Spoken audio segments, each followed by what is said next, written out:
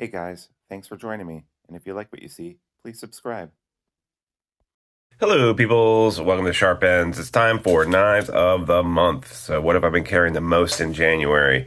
I have a couple of new knives and a couple of old knives, and that's basically it. And I've got one flashlight too, which I keep coming back to. I've had for years and years and years. First, an old knife, the PM2 here. There's a lot of knives that I've owned for a long time that I just never carry. This one I keep coming back to. It's one of my favorite builds that I did, Lynch clip and everything like that. And there's something about Spydercos in general which make them very easy to customize. This is an S90 V version, which is my favorite pocket steel knife in general, although, there's some exceptions for that. But, as far as high end, I really enjoy S90V. These brass scales are great. Black hardware, black Lynch clip. Just an awesome knife, flagship knife for Spyderco paramilitary too. Next, another compression lock actually, but this is the Vosteed Raccoon, and it has a compression lock with a button on it. This is a $60 knife, I believe. I find this very practical, very easy to carry. 14C28 and make sure that it's sharp every single time by just stropping it and maintaining it here and there. Great action on it, falls shut, and I can actually just open it with a button too. The micarta handle on this feels absolutely awesome. I love the blacked out look with a touch of orange. It's just a phenomenal knife, and the clip is just the right size. Everything about this knife is well designed. You can get high quality knives for $50. Don't let anyone tell you differently. By the same token, you can get a $400+ knife, which is good in almost every way except for one. This is, of course, the Excalibur, and the action is breaking in very nicely on this. It's got the satin finish DLC on a Vanex blade. Vanex is another one of my favorite knife steels. It would be my favorite if it was made in more pocket steels and more pocket knives, but it's just not that commonly used. What's the error? Well, this clip here I found to be impossible to get off. It has, this is a Timascus clip, and it's been pressed on while the screw in, and I can't get it out without damaging this. I would have to bend this. Timascus is thin enough that I would end up bending this permanently if I were to get this off. If you know a better way of getting it off, I'd really appreciate you letting me know, but it's like welded on there, even when the screw's off and everything like that. The problem with it is that it is got so much tension here. It's so short, and I think it's just because he wanted to see his helmet symbol here. This really needed to be a little bit longer in order for it to be a comfortable pocket clip. I mean, extraordinarily tight. And I've loosened it a little bit just because I've had to bend it a little bit to get it onto regular jeans. But there's no excuse for that. Not at this price point. And so I would just say buyer beware. I think they make he sends a wire clip with this. I haven't been able to figure out how to install the wire clip because none of the screws look big enough, and I haven't been able to get this clip off. But other than that glaring problem, which is funny because MC always has something to complain about with pocket clips, other than that glaring issue, this is a great knife. So yeah, glaring issue should not be there. Integral, nice diamond texture, great steel, great pattern. I like it a lot. Other than that glaring problem.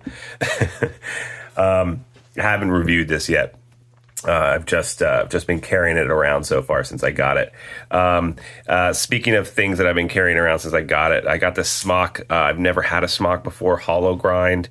It is a very cool old school design from Spyderco. This happens to be in Rex 45, a steel I've never really, I think I've had Rex before, but I've just never really used it. It's a flipper with this tab right up here. And you can also access the hole enough to finger flick it. But very nice knife, very nice action. This is the Stormtrooper edition. I just got a bunch of parts for it. I'm going to do a rebuild of this. In fact, probably coming out in the next week here is a rebuild of this because I've never had a Spyderco, which that's not true. I've only had one Spyderco out of all the ones that I've kept that I haven't customized. The one that I haven't customized is perfect the way it is, and that is the Spidey Schleich Spidey Chef. Other than that, I have gone ahead and customized everything. So I'll be customizing this, and I'm really excited about that because it's like Legos for adults. And then next, cheap knife for me is the Pyrite $30 knife. Sorry, it's a little dirty. I did not clean it. But very easy to carry around, very light. Something I don't, if I lose, I lose. If I don't, I don't. Super cheap. Wharncliffe with a little bit of belly. Great blade shape for a utility knife to carry around. Great action, just dialed in perfectly. This is a home run knife. Everyone should have one for a knife that's just going to be a beater that you carry around all the time. Next, the M1. I've been carrying around the M1 Backpacker Pro. This is an S90 V2. They make it in a ton of different steels. It is a nice knife. Comes with a nice little sheath. It disappears. Ultra light, looks counterintuitive, but it works really well. Yeah, I can't say enough about this. Easy to get on Amazon and everywhere else. If someone isn't a knife, if someone is just a backpacker and needs a little fixed blade knife and they're going to be ultra light backpacking or whatever, I would suggest this in a heartbeat. As well as just Joe Schmo me, who likes to carry a small fixed blade in his pocket. It's good for me too. And then the DBK Bush Friend 2000 Boker collaboration with Dutch Bushcraft Knives.